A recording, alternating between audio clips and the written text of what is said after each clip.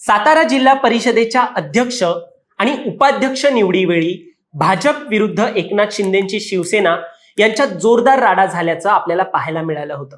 एवढंच नाही तर अजितदादांची राष्ट्रवादी देखील शिंदेच्या सेनेबरोबर विधान भवनाच्या पायऱ्यांवर आंदोलन करण्यास सामील झालेली। म्हणजे सातारा जिल्हा परिषदेच्या पार्श्वभूमीवर सत्तेमध्येच मोठी फूट पडली होती हे आपण या निमित्ताने पाहिलं। पण मंडळी, ज्या सातारा जिल्हा परिषदेत निवडणुकी दरम्यान मोठा गोंधळ झाल्याचं आपण पाहिलं, त्यात कोणती गोष्ट जास्त चर्चेत राहिली असेल तर ती गोष्ट म्हणजे सभापती नीलम गोरे यांनी SP तुषार दोशी यांचं केलेलं निलंबन।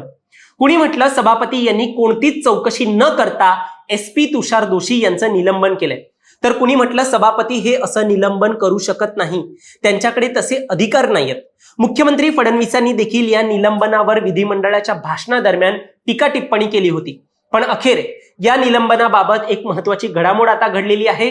सभापती नीलम गोरेंच्या त्या निर्णयाला दणका दिला गेलाय आणि शिवसेनेच्या नाकावर टिच्चून साताऱ्याचे SP तुषार दोशींचं निलंबन रद्द करण्यात आलंय। नेमकं हे कसं घडलं, यावर मुख्यमंत्र्यांचं काय म्हणणं होतं आणि हे निलंबन कुणी रद्द केलंय, सगळं काही या व्हिडिओच्या माध्यमातून आपण जाणून घेणार आहोत।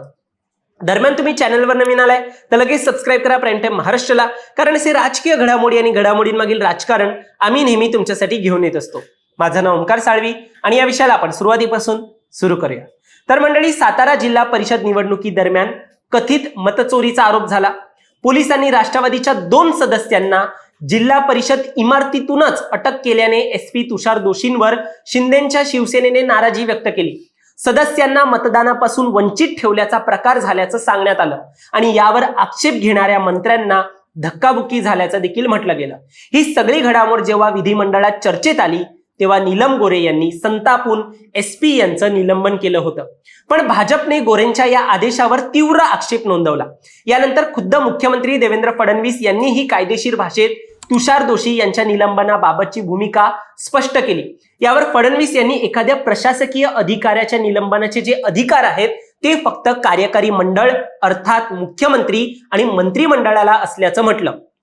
त्यामुळे दोशी यांचं निलंबनाचे जे आदेश आहे ते रद्द होण्याची दाट शक्यता वर्तवण्यात येत होती।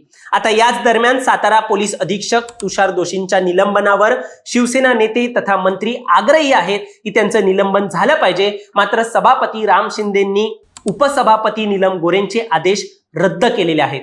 सभापतींनी राम शिंदे यांनी उपसभापती नीलम गोरे यांचे जे कोणते आदेश होते ते नियमबाह्य असल्याचं सांगितलेलं आहे। गोरे यांनी दिलेले निलंबनाचे आदेश सध्या तरी सभापती राम शिंदे यांनी मागे घेत या प्रकरणी नव्याने चौकशीचे आदेश दिले।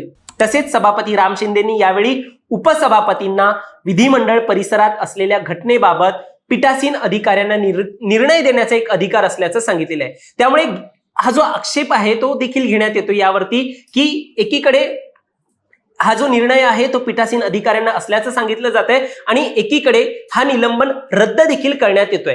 त्यामुळे शिवसेनेकडून यावरती गोंधळ घालण्यास सुरुवात झाली आणि या सगळ्यात सभागृहाचं कामकाज तातडीने तहकूब करण्यात आलं।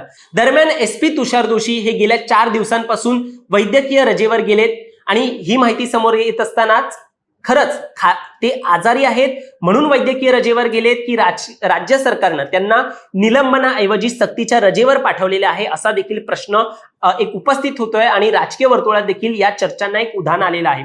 आता या प्रकरणात सभापती शिंदे यांनी चौकशी नंतर कारवाई होणार असं सांगितलंय। त्यामुळे सध्या तरी SP दोशी यांना दिलासा मिळाल्याचं आपल्याला दिसून येते। तुम्हाला यावर काय वाटतं, तुमचं मत देखील आम्हाला कमेंटमध्ये सांगा आणि असेच राजकीय घडामोडी पाहण्यासाठी सबस्क्राईब करा प्राईम टाइम महाराष्ट्राला।